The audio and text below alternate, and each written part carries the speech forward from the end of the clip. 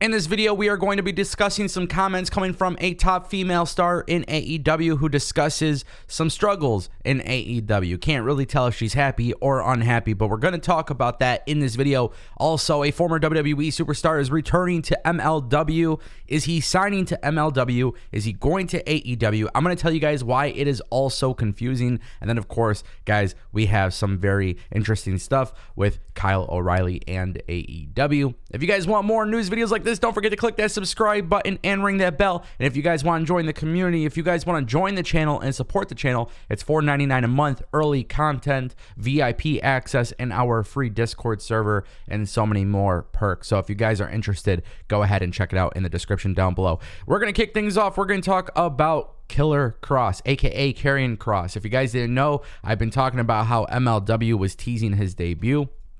And sure enough, it's been announced that he will be in Charlotte February 26, 2022 for MLW Superfight. It was revealed on MLW Fusion. And guys, it is in fact Killer Kross. Now, the reason why I want to bring this up is because we actually don't know if Killer Kross is going to be signing with MLW.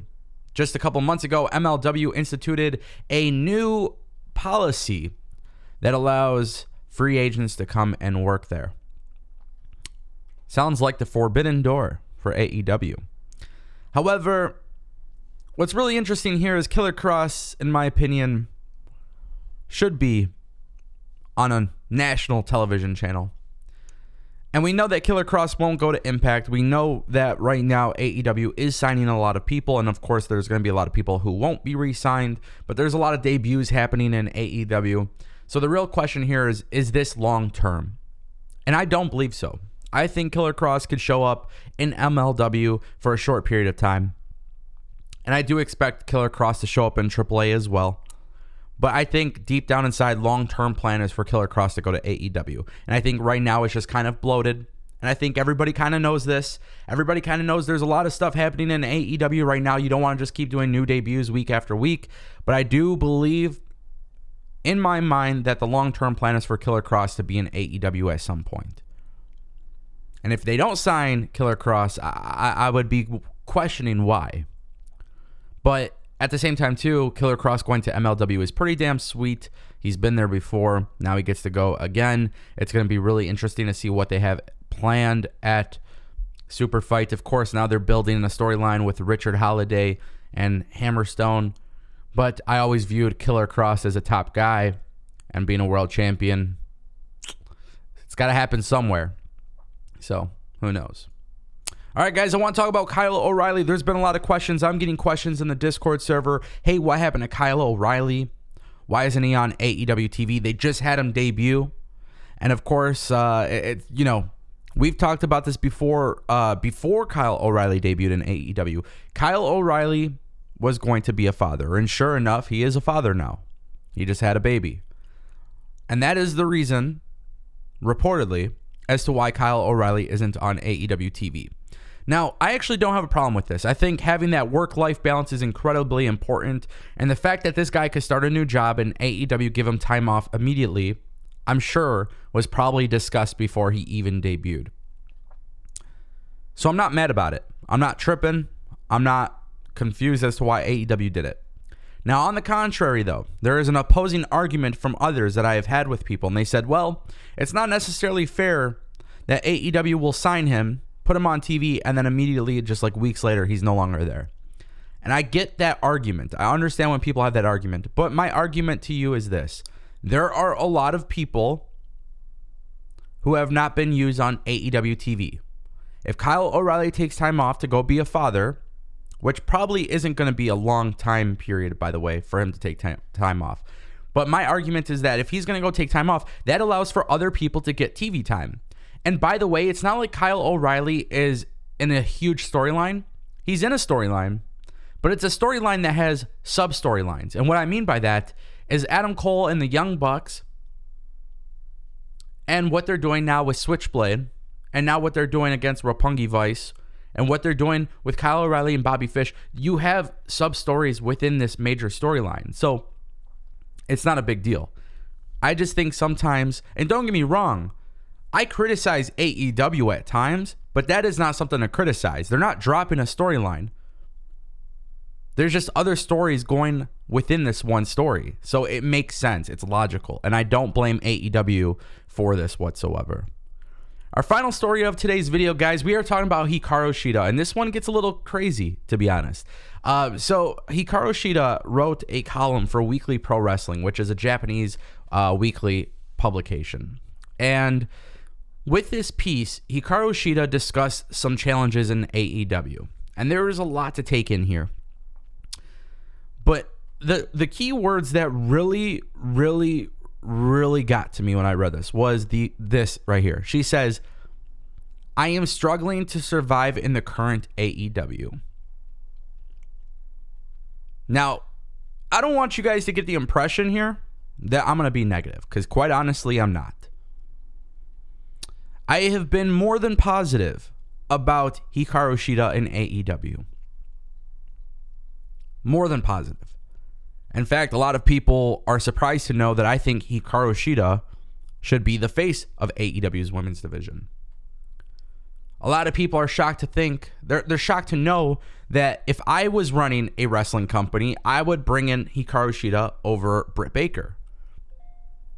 Now, the reason why I'm bringing that up, guys, is because I'm a huge fan of Hikaru Shida. But it goes to show you that sometimes things change. Now, let's read a little bit of this publication. "My feeling is that the hurdle for Japanese women's pro wrestlers to come to AEW has become much higher. The major cause is the corona disaster, which is not easy to finish, and it's because the AEW's women's division has grown so much in the past year. So keep in mind, AEW had a huge focus on the Joshi wrestlers when AEW launched. Now, obviously, because of the pandemic, those plans have changed. AEW is an organization that is constantly changing, and the players come and go very rapidly. TV and YouTube. If you've been following AEW on Fight TV or YouTube, you'll know that the women's division in particular has seen an increase in the number of young, cute, and dynamic players over the past year. At the time of the launch, the women's division of AEW relied heavily on Japanese female pro wrestlers, and that was one of the main selling points of the division. But that was only for a while after the launch. Nowadays, being a Japanese female pro wrestler is not as much of an advantage as it used to be. Now, this is actually where I will agree with Hikaru Shida.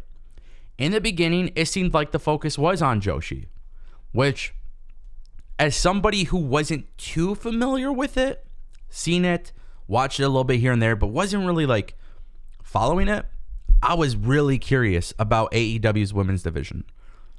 Now, the reason why I'm bringing this up, though, is because, and I know people are going to take those comments about me preferring Hikaru Shida over Britt Baker, and they're going to take that and run with it. But at the end of the day, I liked it because I wasn't familiar with it. Does that make sense? Let's continue reading. On the contrary, it has become more of a handicap in terms of a language barrier, obtaining a work visa, and the corona disaster. I myself am no exception to this, and even as a member of AEW since its inception and a former women's champion, I am struggling to survive in the current AEW. In AEW, there is a high degree of freedom for the players, but because of that, everything is their responsibility. For example, there is basically no assistance from the organization in finding a place to live, even if you are Japanese. That's how it was for me. That is very telling. That is very shocking, to be honest with you. I didn't imagine that to be an issue or a concern for AEW. Just because most companies will typically help with that. So when I heard that Sakura was moving to the US, I was worried. I've been studying English since I was a kid, and I speak English better than most people think, but I still had a lot of trouble. Sakura, on the other hand, was at a high level where even daily conversation was questionable. Even so, she found a room on her own and is desperately trying to seize the opportunity at AEW. But even though she came to America with such determination, she was not given a chance to participate in the TV matches.